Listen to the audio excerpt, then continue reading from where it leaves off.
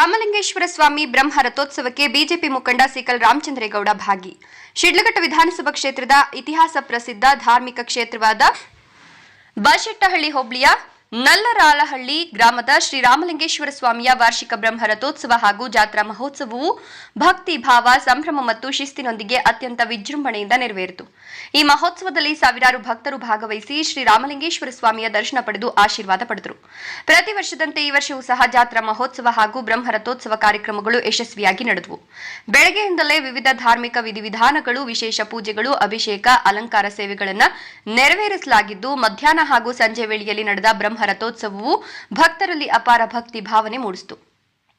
ಭಕ್ತರು ಭಜನೆ, ಪಂಡರಿ ಭಜನೆ, ನಾಮ ಸಂಕೀರ್ತನೆಗಳ ಮೂಲಕ ಸ್ವಾಮಿಯ ಕೃಪೆಗೆ ಪಾತ್ರರಾದರು. ಈ ಸಂದರ್ಭದಲ್ಲಿ ಸಿಕಲ್ ರಾಮಚಂದ್ರೇಗೌಡ ದೇವರ ದರ್ಶನ ಮಾಡಿ ಸಮಸ್ತ ಭಕ್ತಾದಿಗಳಿಗೆ ಉತ್ತಮ ಆರೋಗ್ಯ, ದೀರ್ಘಾಯುಷ್ಯ, ಸುಖ, ಶಾಂತಿ ಕರುಣಿಸಲಿ ಹಾಗೂ ರೈತಾಪಿ ವರ್ಗಕ್ಕೆ ಸಮೃದ್ಧಿ, ಸಮರ್ಪಕ ಮಳೆಯೊಂದಿಗೆ ಉತ್ತಮ ಬೆಳೆ ಫಲ ದೊರೆಯಲಿ ಅಂತ ವಿಶೇಷ ಪ್ರಾರ್ಥನೆ ಸಲ್ಲಿಸಲಾಯಿತು.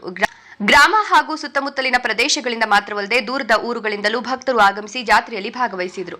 ಜಾತ್ರಾ ಮಹೋತ್ಸವದ ಅಂಗವಾಗಿ ಅನ್ನದಾನ, ತೀರ್ಥ ಪ್ರಸಾದ ವಿತರಣೆ ಸೇರಿದಂತೆ ವಿವಿಧ ಸೇವಾ ಕಾರ್ಯಗಳು ನಡೆಯಿತು. ದೇವಾಲಯವನ್ನ ಪುಷ್ಪಾಲಂಕಾರ, ವಿದ್ಯುತ್ ದೀಪಗಳಿಂದ ಸಿಂಗರಿಸಲಾಗಿದ್ದು, ಗ್ರಾಮದಲ್ಲಿ ಹಬ್ಬದ ವಾತಾವರಣ ಮನೆ ಮಾಡಿತ್ತು.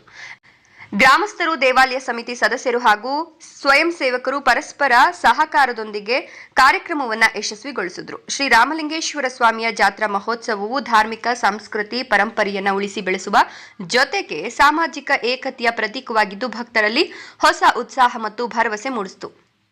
ಈ ಸಂದರ್ಭದಲ್ಲಿ ನಗರಸಭಾ ಸದಸ್ಯರಾದ ನಾರಾಯಣಸ್ವಾಮಿ, ರಾಮಕೃಷ್ಣಪ್ಪ, ರೆಡ್ಡಿ ಸ್ವಾಮಿ, ಪುರುಷೋತ್ತಮ್, ಆನಂದ್, ಮಧು ಸೇರಿದಂತೆ ಇನ್ನೂ ಅನೇಕರು ಹಾಜರಿದ್ದರು. ವರದಿ ನಂದಿ ರಾಜೇಶ್, ಶಿಡ್ಲಘಟ್ಟ. 2026 ಹೊಸ ವರ್ಷ ಜನವರಿಯಲ್ಲಿ ಮೊದಲನೇ ಹುಣ್ಣಿಮೆ ಹೊಸ ವರ್ಷ.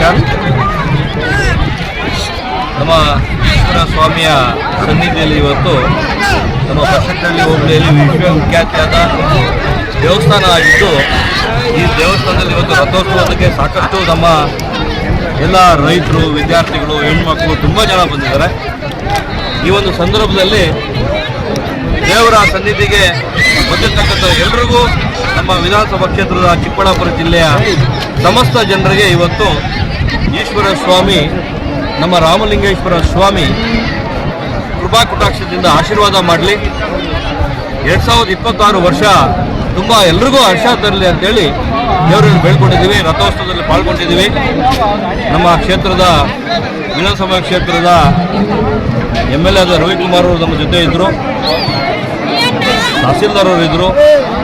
ಅವ್ರ ಜೊತೆ ಎಲ್ಲರಿಗೂ ಸೇರಿ ಒಟ್ಟಾಗಿ ನಾವು ಇವತ್ತು ನಮ್ಮ ಎಲ್ಲ ಒಂದು ಮುಖಂಡರ ಜೊತೆಗೆ ಇವತ್ತು ನಮ್ಮ ರಥೋತ್ಸವ ಪಾಲ್ಗೊಂಡು ನಾವು ಕೂಡ ಇಳಿದಿದ್ದೀವಿ. ನಾವು ಕೂಡ ದೇವರ ಆಶೀರ್ವಾದಕ್ಕೆ ಇವತ್ತು ತಗೊಂಡಿದ್ದೀವಿ. ಸಮಸ್ತ ಜನಕ್ಕೆ ಒಳ್ಳೆಯದಾಗಲಿ ಅಂತ ಬಿಡ್ತೀವಿ.